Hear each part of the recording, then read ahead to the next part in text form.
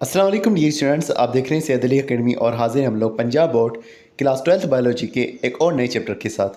आज की इस वीडियो के अंदर हम जिस चैप्टर को शुरू करने जा रहे हैं वो है हमारे पास ह्यूमन नर्वस सिस्टम। तो आइए आज की इस वीडियो से इस चैप्टर का आगाज़ करते हैं। लिविंग ऑर्गेनिजम्स के अंदर दरअसल एक प्रॉपर्टी पाई जाती है जिसे कॉन्शियसनेस कहा जाता है। कॉन्शियसनेस का मतलब होता है कि उनके अंदर ये होश होना चाहिए कि वो बाहर की इन्वायरमेंट को और अपने अंदर की इन्वायरमेंट को महसूस कर सके।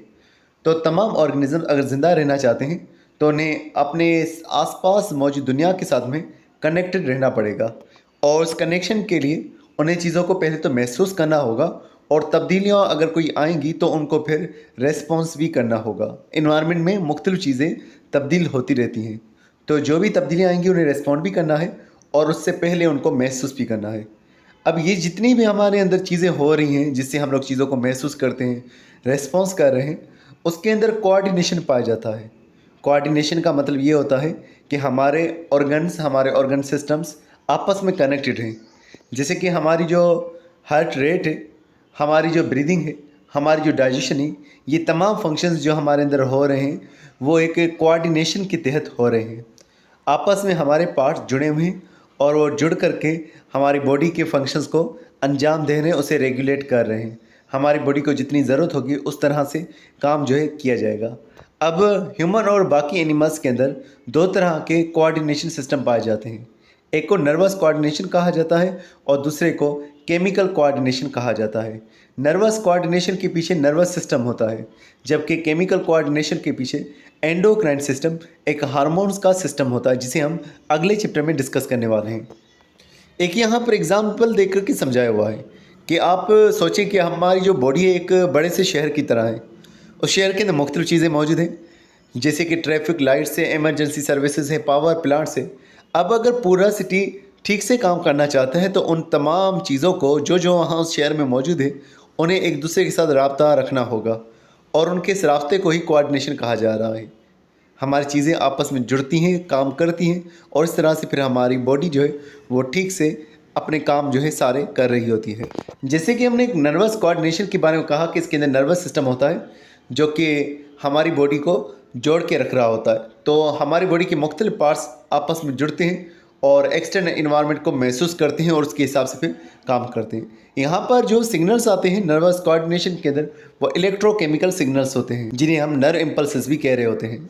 अब हम यहाँ पर जिक्र कर रहे हैं basic elements of the nervous coordination कि नर्वस कोऑर्डिनेशन के अंदर कौन कौन सी चीज़ें आ जाती हैं जो इस पूरी नर्वस कोऑर्डिनेशन को कंट्रोल कर रही होती हैं। नर्वस कोऑर्डिनेशन के अंदर वही एलिमेंट्स आ रहे हैं जो कि आपने होम्योस्टेसिस के एलिमेंट्स के तौर पर समझे थे। जैसे कि सबसे पहले होते हैं रिसेप्टर्स ऑर्गन्स हो सकते हैं, टिश्यूज़ हो सकते हैं या सेल्स हो सकते हैं। जैसे कि हमारी आइज़ है, ये एक ऑर्गन तो है लेकिन इसके अंदर हमारे पास सेल्स मौजूद होते हैं जिन्हें फोटो रिसेप्टर्स कहा जाता है। इसी तरह से एयर है, स्किन है, इनके पास भी अलग अलग तरह के रिसेप्टर्स होते हैं। रिसेप्टर्स का काम चेंजेस को डिटेक्ट करना होता है। तो ये स्टिमुलाई बहुत ही जो अंदर की तरफ से या बाहर की तरफ से आने वाले चेंजेस हैं उन्हें डिटेक्ट करते हैं। रिसेप्टर्स को दूसरा ट्रांसड्यूसर्स कहा जा रहा है। ट्रांसड्यूसर का मतलब ये है कि पहले एक चीज़ को वो डिटेक्ट करेंगे, फिर उस एनर्जी को वो दूसरे फॉर्म में कन्वर्ट करेंगे। जैसे कि रोड और कॉन सेल्स ये हमारी रेटिना में, हमारी आई में मौजूद होते हैं। रोड और कॉन सेल्स जो है ये लाइट एनर्जी को डिटेक्ट करते हैं और फिर उसको नर्व इम्पल्स के अंदर यानी कि इलेक्ट्रोकेमिकल सिग्नल्स के अंदर कन्वर्ट कर रहे होते हैं। तो ये हमारे पास ट्रांसड्यूसर्स है, ये जब स्टिमुलाई को सिग्नल्स को हासिल करते हैं तो फिर उसे नर्व इम्पल्सेस के अंदर कन्वर्ट कर लेते हैं और फिर नर्व इम्पल्सेस को सेंसरी न्यूरॉन्स जो है आगे लेकर के जाते हैं। तो सेंसरी न्यूरॉन्स उन इम्पल्सेस को नर्वस सिस्टम के पास, सेंट्रल नर्वस सिस्टम के पास लेकर जाएंगे। सेंट्रल नर्वस सिस्टम की अगर हम बात करेंगे तो ये कंट्रोल सेंटर होता है नर्वस कोऑर्डिनेशन के अंदर। इसके अंदर ब्रेन और स्पाइनल कॉर्ड आ जाते हैं। इसके अंदर जो न्यूरॉन्स होते हैं उन्हें एसोसिएटिव न्यूरॉन्स कहा जाता है और एसोसिएटिव न्यूरॉन्स को दूसरा हम इंटर न्यूरॉन्स कह रहे होते हैं। तो ये नर्व इम्पल्सेस को सेंसरी न्यूरॉन से हासिल करता है और फिर उन्हें समझता है। जब वो समझता है उन्हें, फिर उनके सिग्नल्स को आगे भेजता है इफेक्टर के पास मोटर न्यूरॉन्स के ज़रिए से। मोटर न्यूरॉन्स फिर इफेक्टर के साथ जुड़े होते हैं। मोटर न्यूरॉन्स जब इफेक्टर के साथ जुड़ते हैं तो इफेक्टर जो है फिर रेस्पॉन्स प्रोड्यूस कर रहा होता है। तो जब इसके पास नर्व इम्पल्स पहुंचेगा मोटर न्यूरॉन के ज़रिए से, सीएनएस की तरफ से आया हुआ जब नर्व इम्पल्स पहुंचेगा इसके पास, फिर ये उसके हिसाब से रेस्पॉन्स करेंगे। इफेक्टर्स कौन कौन से हो सकते हैं? मसल्स या ग्लैंड्स, ये हमारे इफेक्टर्स हो सकते हैं। मसल्स कॉन्ट्रैक्ट होते हैं जबकि ग्लैंड्स जो है वो सीक्रेशन कर रहे होते हैं। तो नर्वस कोऑर्डिनेशन के अंदर एक मैसेज जो है नर इम्पल्स जो है रिसेप्टर्स से हासिल होगा, फिर sensory neuron, central nervous system जिसमें इंटर न्यूरॉन्स मौजूद होंगे, फिर मोटर न्यूरॉन्स और फिर इफेक्टर के जरिए से फाइनली हमें रेस्पॉन्स देखने को मिलेगा। तो फंक्शनल यूनिट जो है इसका वो न्यूरॉन्स कहलवाते हैं। नर्वस सिस्टम का ही बेसिकली फंक्शनल यूनिट न्यूरॉन्स होते हैं, जिनको हम अगली वीडियो के अंदर डिस्कस करेंगे।